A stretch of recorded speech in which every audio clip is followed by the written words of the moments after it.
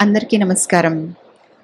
భగవద్భక్తుల కథలు ఆసక్తికరంగా ఉన్నాయని, అందరూ విని ఆనందిస్తున్నారని ఆశిస్తూ, భక్త దామోదర దంపతులు తర్వాయి భాగం విందామా మరి? పడుకున్న అతిథి కాళ్ళు పిసుకుతున్నాడు దామోదరుడు. భార్య తన చీర చెరుగుతో విసరసాగింది. శ్రీహరికి ఆ భక్తులు చేసే సపర్యలు, సేవలు వైకుంఠంలో కంటే ఎన్నో రెట్లు మనసుకు నచ్చాయి. వైకుంఠ సుఖమే తక్కువగా అనిపిస్తోంది. నారాయణుడు వారి సపర్యలతో సుఖనిద్ర పోసాగాడు. అతిథి నిద్రపోయాడని గమనించి దామోదరుని భార్య అతనితో, ఈ వృద్ధ సాధువు చాలా ముదుసలి. ఇంత ముసలివాడు ప్రొద్దున్నే ఎలా లేవగలుగుతాడు?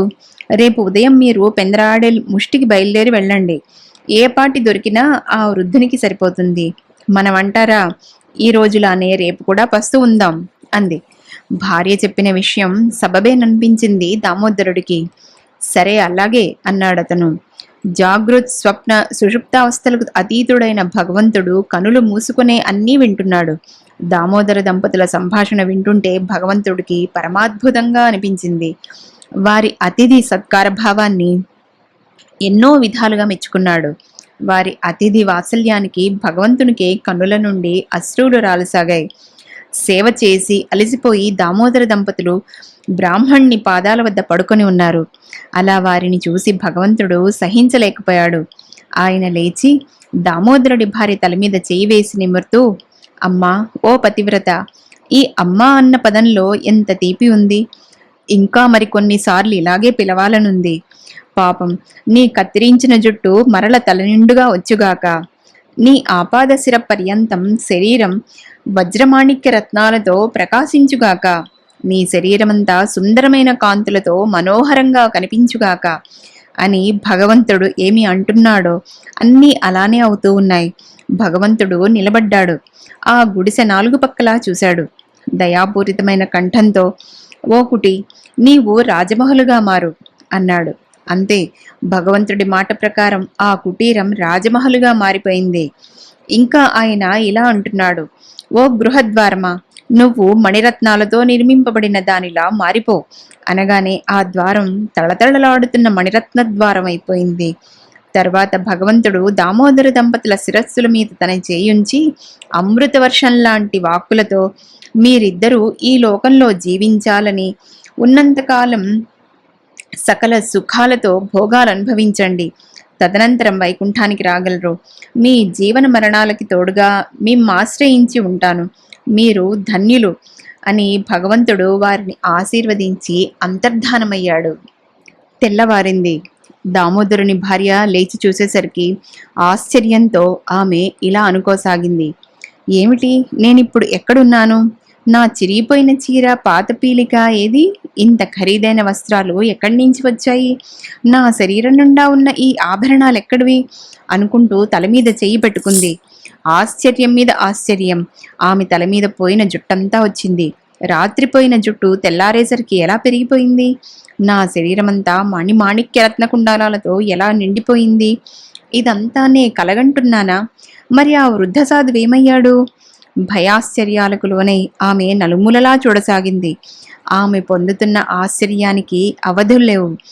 ఏది ఆ చివికిపోయిన గుడిసె? ఆ గడ్డిసెయ్య ఎక్కడా? ఆ పాడైపోయిన చిల్లు చెంబు, ఆ నా పాత గుడ్డ ఏమైపోయినాయి? ఇల్లు కనపడదేమిటి?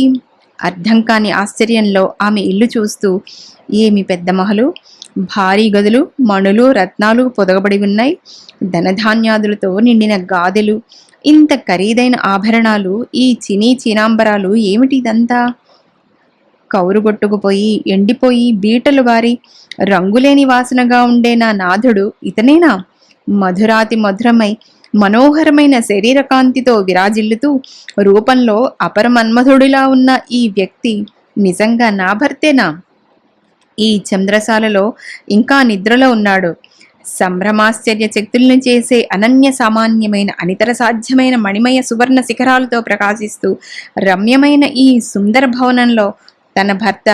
ఆమె ఆశ్చర్యం నుండి తేరుకొనకుండానే ఆయన్ని చేరి, ప్రియవల్లభ, లేవండి, అన్ని వైపులా చెప్పలేని అద్భుతాలు, అంటూ ఉండగా భర్త కళ్ళు తెరిచాడు.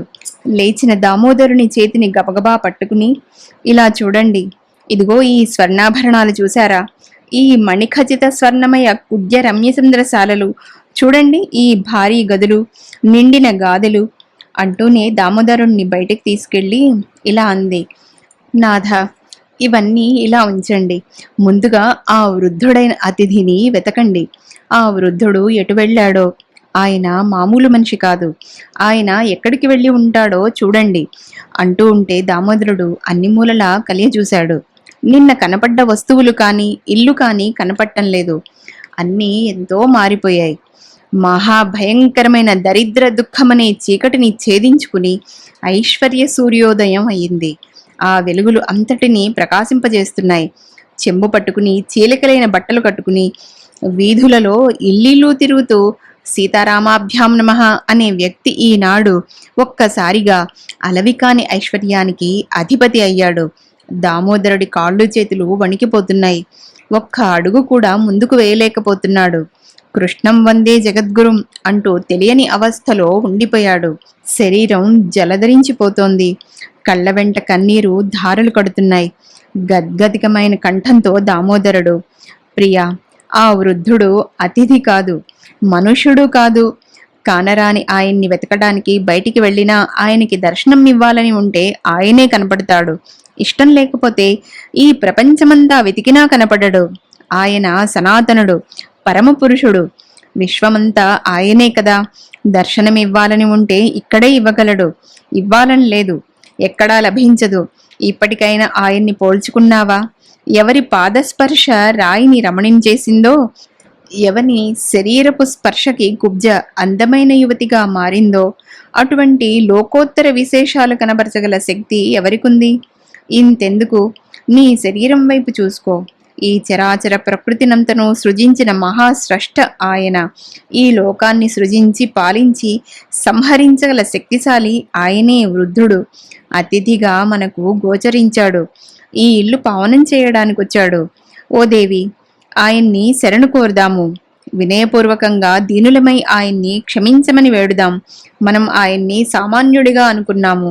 ఆయన్ని సేవించుకుంటుంటే సమయం ఎలా గడిచిపోయిందో కదా అంటూ ఇరువురు చేతులు జోడించి భగవంతుని ఈ విధంగా స్తోత్రం చేయసాగారు. ఓ లోకరక్షక, మా తప్పులు క్షమించు స్వామి. నిన్ను పరమాత్మగా తెలుసుకోలేకపోయాము. నీవు అంతులేని దయాసముద్రుడవు. ఓ బ్రహ్మాండపతి, ఈ లోకానికి నీవే ఏకైకపతివి. ప్రతి ప్రాణిలోనూ నీవున్నావు, ఉంటున్నావు. నీ దగ్గర ఏది దాచినా దాగదు. ఇది మా ప్రార్థన.